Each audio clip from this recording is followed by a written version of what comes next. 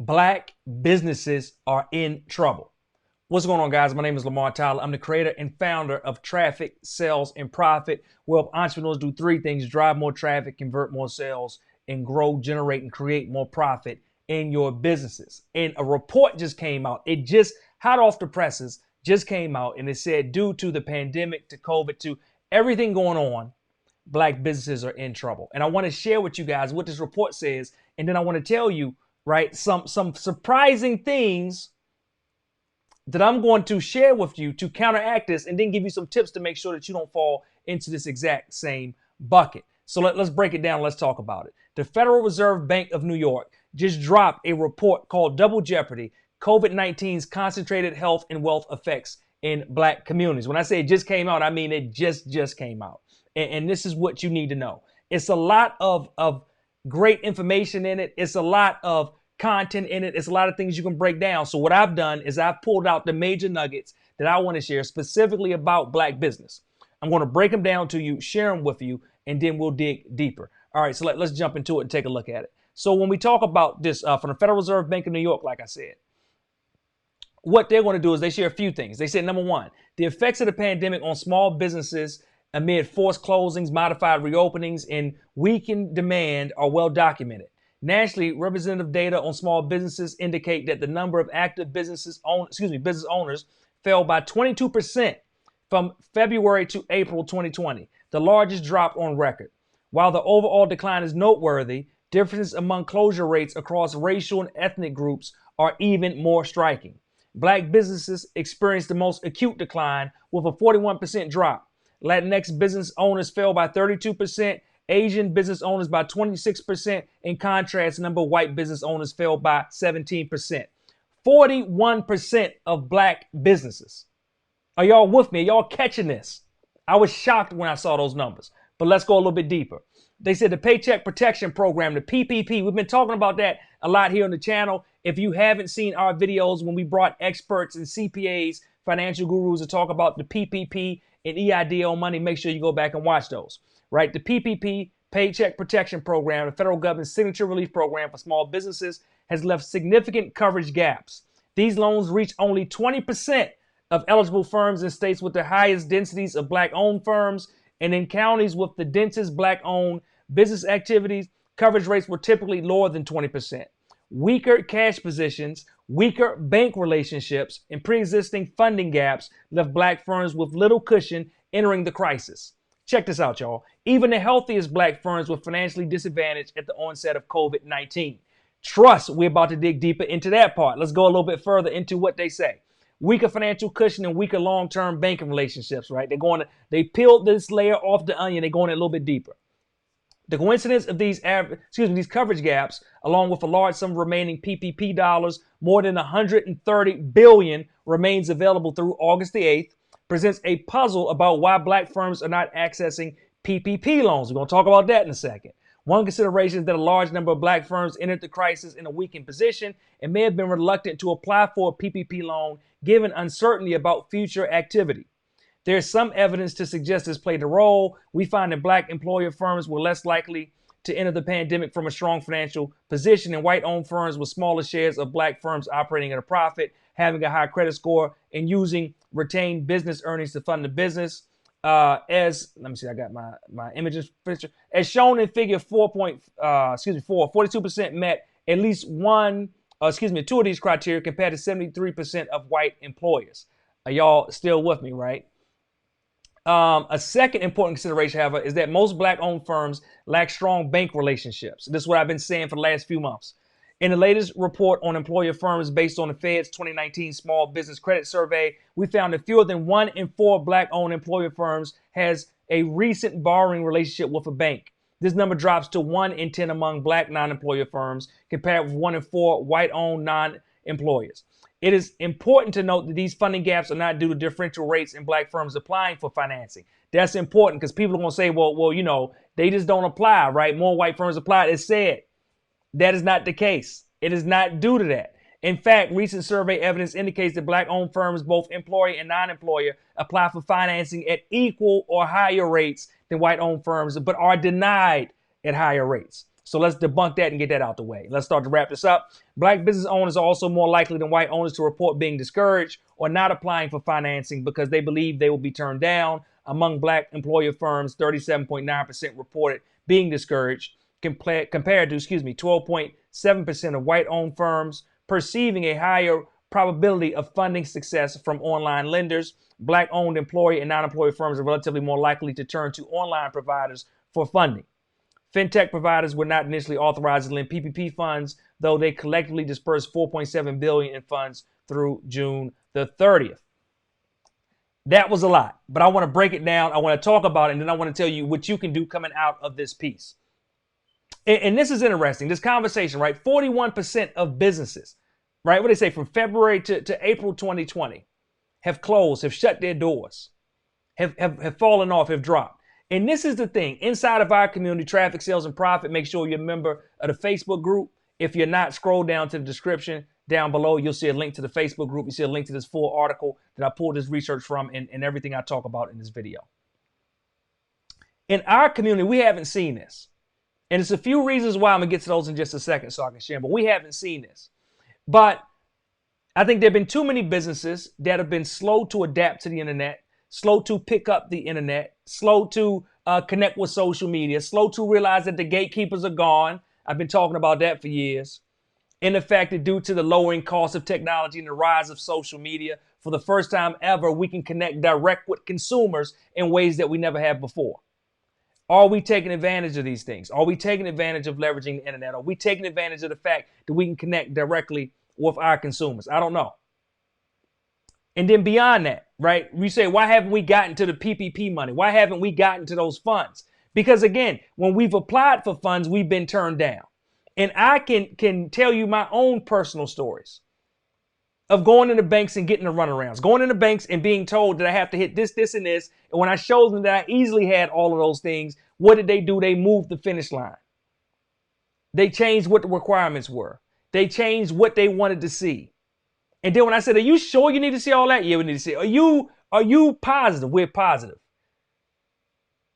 And I would go get those things. I would go to my money team, right? Every business owner needs a money team. That's a different video. I would go to my CPAs. I would pull the numbers and bring them back. And they would say, wow, we really didn't need to see all of that. But you said that you did. I've been given a runaround when I had the 3 C's, cash, capital, and collateral. I've been redlined, but I still push through. But I know there's so many business owners that haven't been able to push through. So many business owners that gave up and quit. So many business owners that said, you know what, this might not be for me. Or so many business owners, if they didn't have the right people, the right mindset, or the right money team around them, they didn't even know that they were getting the runaround when they were receiving it. So what do we do, Lamar? Like what is this problem, right? How come there are billions of dollars left in PPP money? Paycheck Protection Program. How come we have access to the EIDL? Super low percentage, super low interest rate loans, right? 30-year loans that we have access to. This is money that normally we don't get as black business owners. We don't get a chance to tap into it. We don't get a chance to use it. For the first time ever, we have. We've been discouraged in so many other aspects. We've tried to play the game, right? But the rules of the game keep changing, so many people did not apply, did not step up. They said, this has got to be a trick, or I do not want to be disappointed again. But this is what I want to share with you. If you're a black business owner, you have to go after this money. Not often do we get the chance to connect and get access to the resource that everybody else get access to. But this is your chance. This is your opportunity. There are a lot of people who say, I don't have the ability to get that money. I can't get that money because I don't have employees. But what I want to let you know is they do have funds available. So as a solopreneur, you can get access to funds. As an independent contractor, right, you may be able to get access to these actual funds. There are people that, again, say, well, I just don't trust the government. They want to hold my stuff. They want to put all my things down as collateral. That is what the Small Business Administration does. So you want access to the money, that's what you're going to have to do. But again, how can you leverage this money to grow and move your business forward? These are the conversations you need to have. Or if you have a CPA, you have a financial person, these are the conversations you should be having with them. How can you deploy these dollars into your business to stay afloat? to make it to the next month, to make it to the next year, and to make sure you get through this thing. And even, right, like the article, the research talked about the fact that a lot of times in the black community, we don't have access in relationships with these banks. And like I said, even when everything is lined up, when you have the cash, the capital, and collateral, you walk in there and they treat you like they're crazy. This is where we need more of the black banks to step up. And not only the black banks, because there are black banks that are there that are amazing. We need more black banks, or not necessarily more. We need bigger black banks. We need the black banks that are there to consolidate so that we can have branches that span across multiple cities and multiple states, so that we have the opportunity to do online banking at an excellent level. And then, right, we need to continue to support these banks that we have and look to these banks as a resource to actually lend to us. Now, I know I told you I would say, all right, like Lamar, okay, that's cool. But what do I do in a time such as this to move my business forward, to make sure I'm still here, and to make sure that 41% don't turn into 51%, 61%, or 71%? So what I want to share real quick before we wrap are the things I've been telling my community, the Facebook group, Traffic, Sales, and Profit. Even closer than that, my actual TSP Mastermind, a group of roughly 100 businesses that I work with over 12-month cycles to actually reach and gain success. Over the last 12 months, our last cohort of the TSP Mastermind together did $49 million. You can check the article on blackbusiness.com, on Black Enterprise. A few other places, been all over. We'll make sure we link that down below as well. But they were able to attain, as a group, $49 million gross revenue during the actual pandemic.